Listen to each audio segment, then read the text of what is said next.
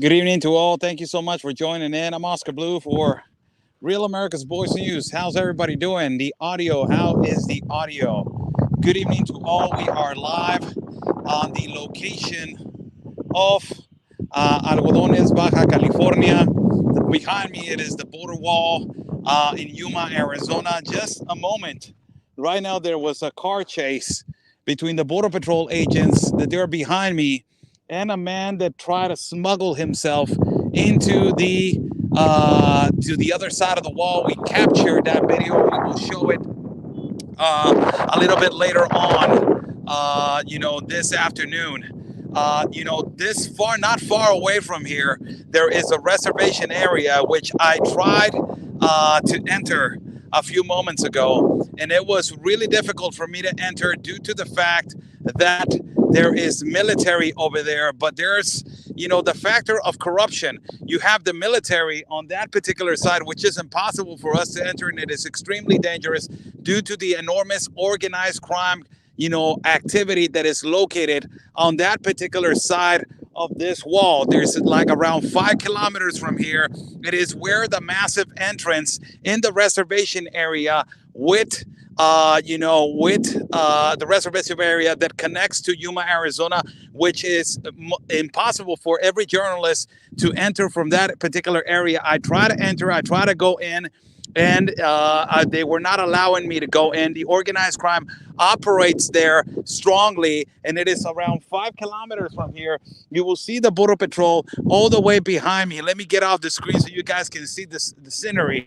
You will see the Border Patrol behind me. There was just a few moments ago, there was a car chase with an individual that tried to smuggle himself in with other individuals in through this container area, which is also ultimately one of the areas that is predominantly was one of the most strongest areas to smuggle individuals into the United States of America. Now it is a little bit more controlled. I talked to the authorities right here in Algodones, and I talked to a supervisor, which, he is our contact every time that we come over here, and also some municipal authorities over here. And they recommend us to stay on this side, to not go on that particular side. There's a lot of, insecurity on that side, although we have the military, the Mexican military over there. And it is just unbelievable the level of, that possible corruption that coexists between our governments and ultimately what is happening at the border consistently with the United States of America. I wanted to do this live feed because I'm going to do a special report for you guys in a few seconds, and I will be live with Prime Time with Dr. Gina in a few moments at around about an hour. But I wanted to do a specific report for you guys, and it is breaking news for every single one of you. Around 7,000 multiple migration forms in the south border of Tapachula. You guys know that I had traveled to Tapachula multiple times. And you guys know that I have Border Patrol is on the move. I don't know if they saw this guy again trying to smuggle himself. Let me get off the camera and let me move a little bit towards where the Border Patrol is moving. And he's moving to that particular area where they're consistently entering. So I will keep the camera on him. And I don't know if you guys can look and see him on the far end where the container location is at. But the guy that it was trying to smuggle himself in, he hid himself on that particular area where we have walked so many times in that pond area. And as you guys can see, ¿Cómo estás? You guys can see, this is the Border Patrol is going back to where where basically. Órale, órale, todo dar. Órale, saludos. So basically what I was trying to explain, as you guys can see, there's people, coming over here just saying hello, and they're local vendors right here. What I was trying to explain, you guys seen the border between Tapachula. I have traveled more than 10 caravans in the south border of Tapachula, and ultimately we have documented the massive influx on caravans and walk with them and shared experience and multiple, broadcasts that we have done. Tapachula has become the bottleneck of the world when it comes to migration. And a lot of it has to do with the blame of how the government of Mexico has handled the situations over there. Apparently, what we just heard right now, and this is breaking news for everybody. Apparently, for as we have received new statistics and new stats, more than 7,000 multiple migration forms have been given out on the month of December. What does this mean? It's for the good of the government of Chiapas, that is the state where Tapachula is located at. But ultimately, it is a complication for the border cities, that is in the next town with, border cities that located in Mexico next to the United States. More than 7,000 multiple migration forms have been given out on the month of December. What does this mean? It means that more than 7,000 people they already have this document that I have shown multiple times before. That is the document for them to walk freely for 30 days in the country of Mexico.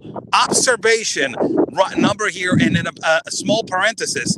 This document was given out to more than 7,000 people in the south border of Tapachula, but only to transit inside of the state of Chiapas, which means that inside of the state of Chiapas, all these 7,000 migrants, they can only be moving. But ultimately, you have the other factor, that is the organized crime, the factor of the cartels, the smuggling, the huge, trafficking of humans, that they are, the migrants, what they want to do is get out of the state of Chiapas. They do not want to stay in that state. So particularly, they're using this permit to move all the way to the northern border. So you have now a huge number, that is 7,000. They are already, clearing up the city. Now, in favor of the Institute National Immigration, let me tell you something. This is the first time that the Institute National Immigration is doing their job, and particularly effectively cleaning up their city, their border city, and, exercising what is a constitutional right of the person that is coming in, doing a process as asking for asylum in Mexico or a permit to transit. And if they're doing it correctly, what else did the government of Mexico can do? So in order for them to be in a way controlled, the government of Mexico has to give out these multiple migration forms. And the Institute National Immigration of Mexico has been doing a great job on providing, the proper documentation to move them legally inside of the territory. But ultimately, let me tell you something. The collateral effect that this document has is that a lot of these people are not going to stay in, they're not going to stay inside of the state of Chiapas. They're going to try to move out. So with this document, they're going to use it to move out and move forward and push forward all the way to the northern borders. This is why on these particular areas it is calm right now. There's a border patrol unit on the other side. All the way, it's like 4 or 5 kilometers away from here. There's a big gap opening that I try to enter, and it's almost impossible because of the level of insecurity. And I have gone through several situations, which I don't want to put myself into again.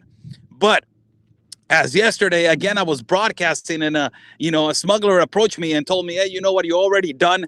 So these kind of situations, we always put ourselves in hands and in harm's way and in danger to bring reality of what is currently happening in the borders. But touching on the subject of this, that is extremely important, this for everybody to know.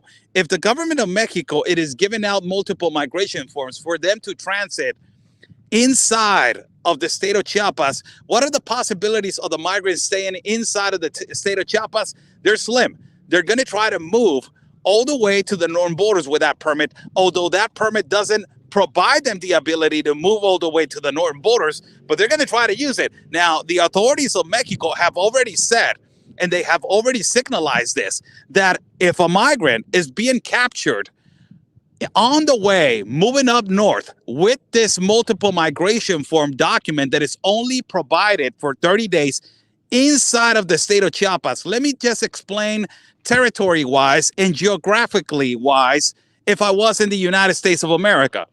For example, let's say the state of Chiapas, it is Florida. So what the Mexican government has said in a hypothetical example, just parenthesis, and let me explain this I'm emphasizing on this because a lot of people are going to say, oh my God, they're already in Florida. Listen to what I'm saying. I'm just comparing territory-wise and geographically wise. In terms of how the Mexican government is handling, this is how they're doing it. The city of Tapachula, let's say that is Miami, and it has suffered from this mass migration, the huge bottleneck and huge caravans coming out of that particular city and that state that is Florida to move all the way to the northern borders, that it will be, on this case, from corner to corner all the way to San Diego. Let's say a hypothetical example. So what the Mexican government has said is that a lot of these migrants are coming in. They do not have the enormous control of the border. They do not have they don't have the funds. Basically, they're being overrun and overflowed, as exactly what is happening to the United States. So what they're doing is they're processing them and giving them a multiple migration form, which is a permit to transit for 30 days in territory. And in another example of the United States, it will be a permit for them to transit only inside of the territory in Florida.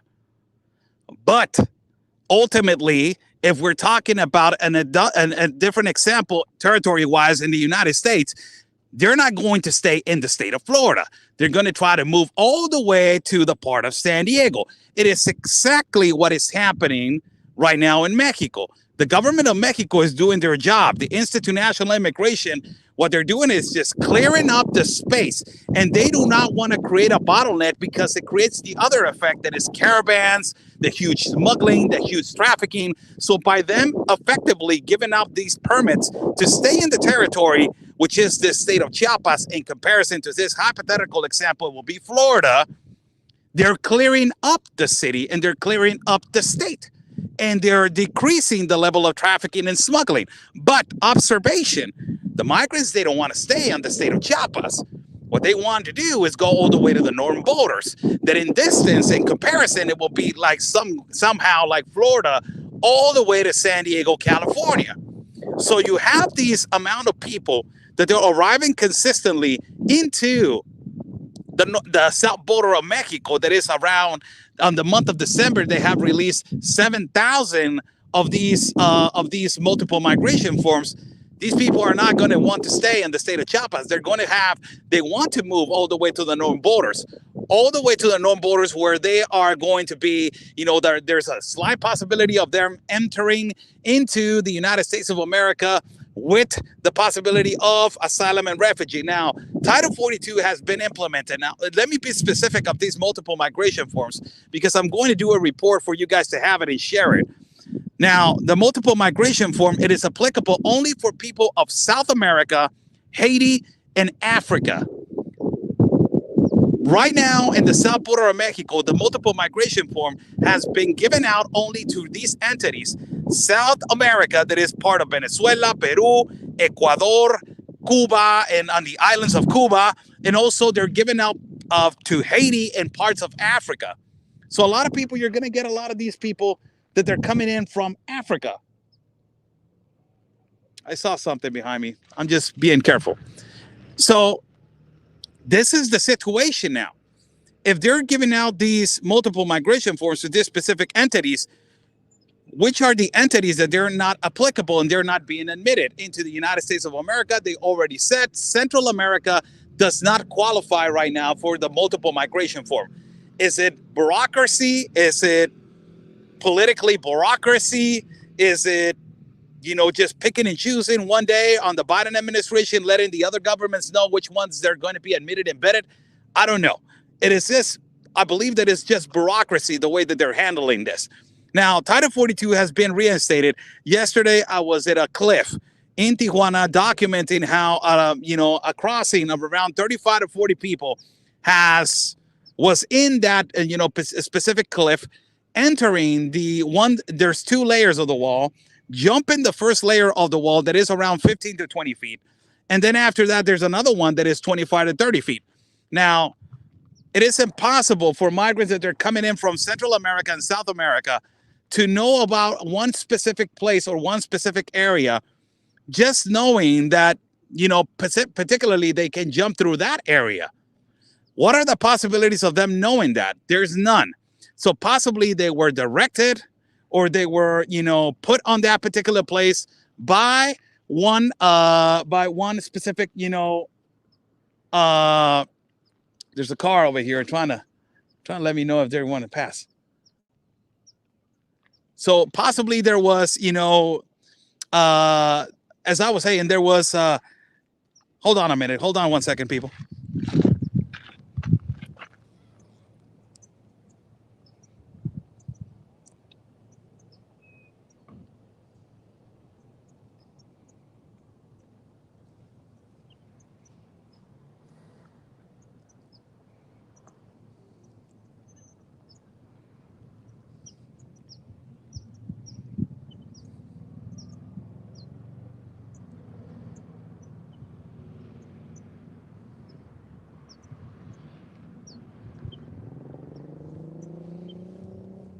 All right, we're back. As we see Border Patrol all the way to the back,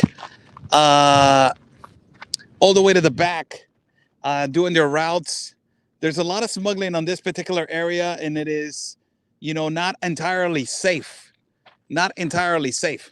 But as I was explaining, the 7,000 multiple migration forms that they just have been, you know, they have been given out to the population of the migrants that they have been arriving in the south of the border. This tells you that the Mexican government is giving out their visas, or their, you know, their permits to transit freely inside of the territory, but only in the state of Chiapas. If they get captured outside of the state, traveling, walking, or basically trying to get to one state to another, they will be arrested, and they will be returned back, and they will be deported.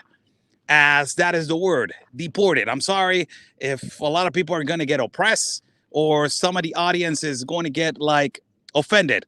That is the correct word. They're going to be returned back or deported into their countries, because they violated a document that says that you can only transit on one particular state. The government of Mexico is doing their job. They're basically letting people in, but, you know, that is the agenda. We are on the global compact on migration. Now, the Institute of National Immigration, it is doing their job on providing documents and, you know, and clearing up the city, because this city had an enormous problem.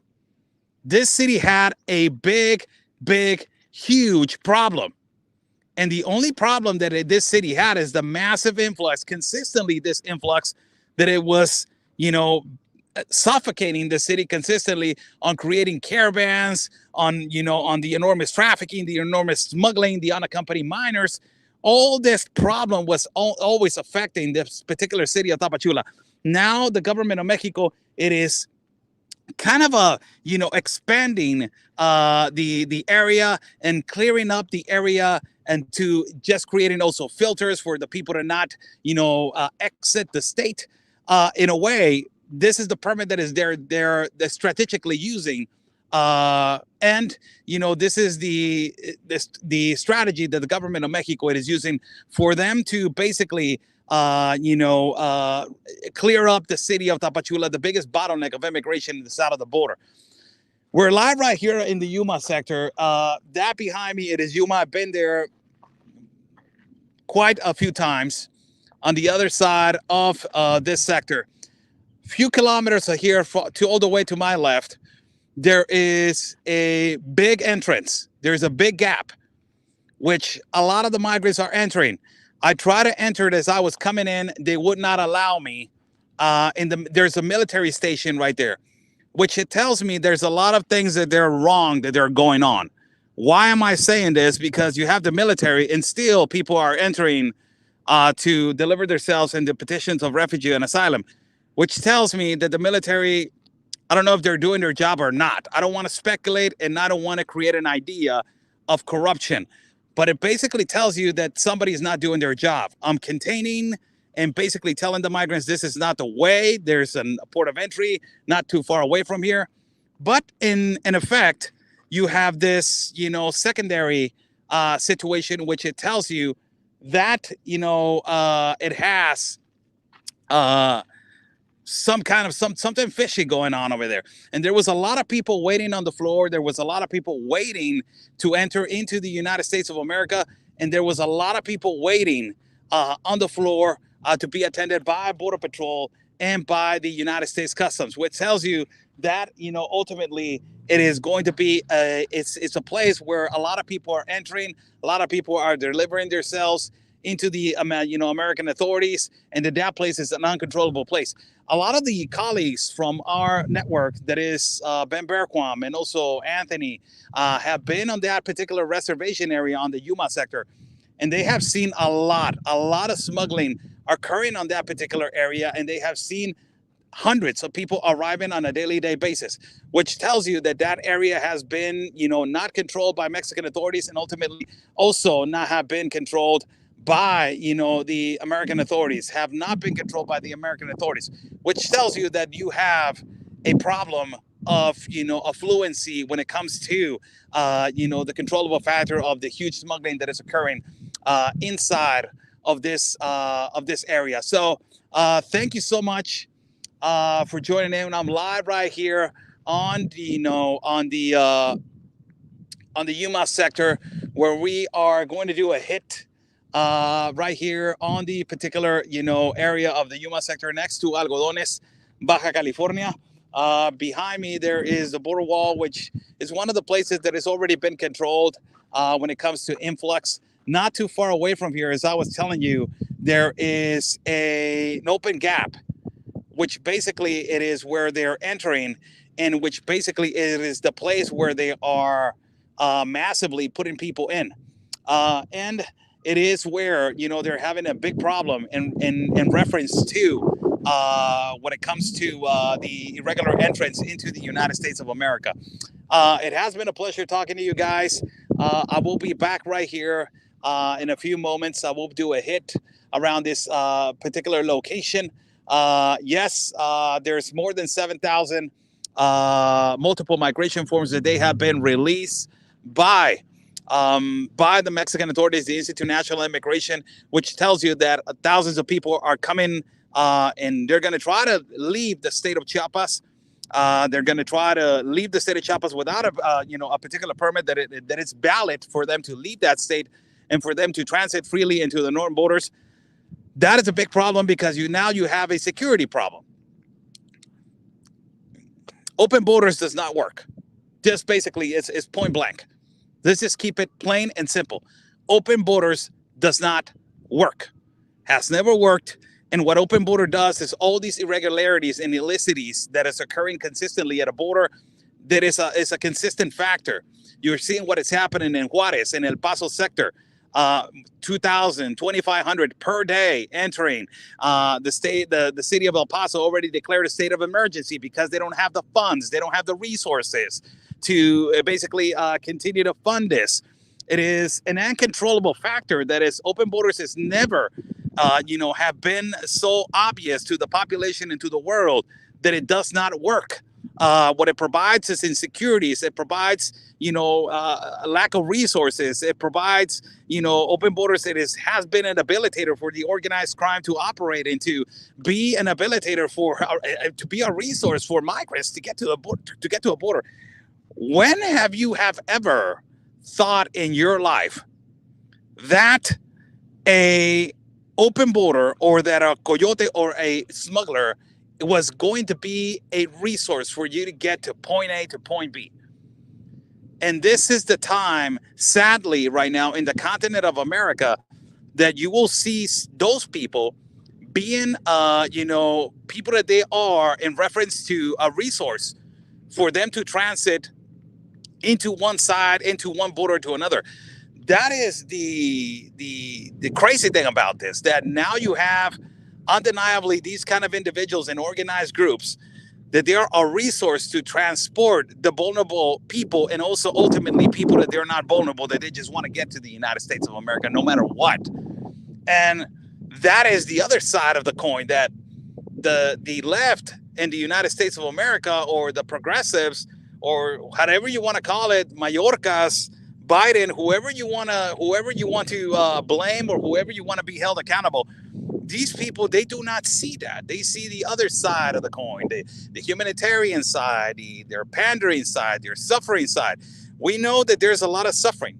We know that there's a lot of vulnerable people. We know that every country has their own problems. The United States is going through a phase right now that has multiple problems, not just one, it has multiple. And you cannot bring more problems into a place that it cannot even resolve one. So the only way to control this is to create filters. We have said it multiple times. It is the only way that this is going to be controlled. This is going to be easily digested by authorities, and that easily it is going to be, watered down into a point that migrants are going to understand, okay, this is the process that I need to do. This is the process that I need to abide from. And this is the process that I need to basically follow. Migrating on the back of a trailer, migrating with a document that doesn't give me the ability to transit freely through the country of Mexico, it is not right. Migrating to a place that is a non-port of entry, it is not right. But ultimately, it has created this open business for a lot of people, and in particular for these organizations, these organized groups that they are consistently operating on different sectors. So thank you so much for joining in. We're live right here on the Yuma sector, on the place. You see Border Patrol agents on that side. You see different agents standing on their vehicles, watching what is going on this side. Probably they're watching me. What am I doing over here, standing with a tripod and a microphone? But ultimately, this area has been a little bit controlled when it comes to the massive influx that it was arriving. This is the container area, which I have been here multiple times. I try to enter again another place where they're smuggling a lot, but it is impossible to get there due to security reasons. So we are trying to, first and foremost, security is the number one thing that we need to basically, that is our priority. Security is our number one priority. I will be here for a couple of more hours documenting and ultimately waiting for an afternoon hit with Dr. Gina Primetime and Real America's Voice News. Tomorrow we are going to be in another location also.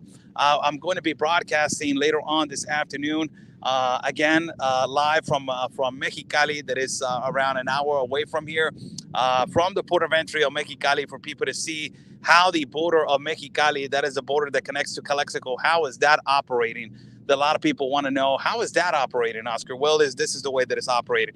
And tomorrow we will be in another location also broadcasting for every single one of you. It has been a pleasure talking to you guys as of right now. And I have been here to this place multiple times with Miss Sarah Carter on the other side, Ben Bearquam, Mr. Todd Bensman. I was here with Mr. Todd Bensman not too long ago. Anthony on that side. You got the helicopter right now. It's about to pass the helicopter, and possibly they sent the helicopter because they saw that guy that it was running and trying to be smuggled. Let me just put the camera up so you guys can see the helicopter. See if the camera catches the helicopter right there.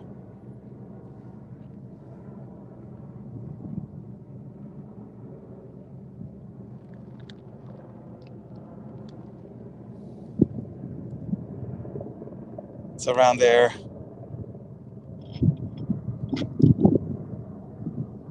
Yeah, around there. Well, I don't know if you guys saw it or not, but the helicopter was being sent due to the activity that is occurring right here at this particular point. We'll be here for a little bit, broadcasting for every single one of you. And thank you so much for joining in. Buy me a coffee is on the bottom link if you guys like to contribute to our independent reporting and travel fund. Buy me a coffee. It's on the bottom link. The state of Arizona, has, the state of Arizona is going through a problem right now, and it is, it's not my area, and to be talking about elections. A lot of people are asking. State of Arizona is going through elections. Let's see what happens with the state of Arizona? It is in an unbalanced situation right now where they don't know what it is going to happen to their state. And Arizona has one of the biggest, organized crime operations, possibly in the borders that they connect with Mexico and the United States is huge. The irregular situations where you have in Ajo, Arizona, and in Lukeville, Arizona, all these places where you have these organizations, activists, radicals, that they are, like No More Debts, and all these people that they collide, and they see as they are working with the organized crime. All these areas that they're really vulnerable areas with the United States. It's really dangerous areas. And this is where the organized crime is operating. Let's see what happens with Arizona, because it is one of the most complicated states in the country of the United States of America due to this enormous influx. It is a priority to secure the border when it comes to Arizona. If the state of Arizona does not control their borders and does not secure their borders, I'm pretty sure what is the catastrophe and the aftermath of Arizona is going to be devastating.